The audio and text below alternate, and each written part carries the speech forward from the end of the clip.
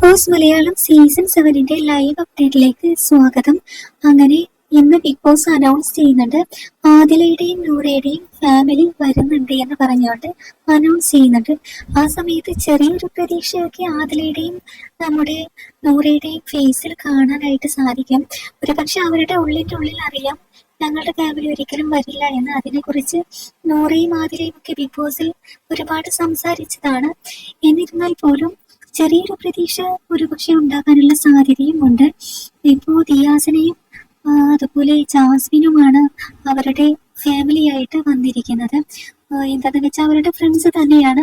പിന്നെ ചുരുക്കി പറഞ്ഞ ആതിരയും നോറയും നല്ല രീതിയിൽ ബോൾഡ് ആയിട്ടുള്ള രണ്ട് വ്യക്തികളാണ് കേട്ടോ.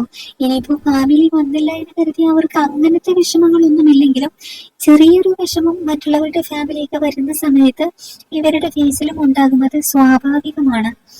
എന്നിരുന്നാൽ പോലും രണ്ടുപേരും ബോൾഡ് ആയിട്ടുള്ള രണ്ട് വ്യക്തികളാണ് എന്ന് നമുക്ക് 100% ഉറപ്പിക്കാവുന്നതാണ്.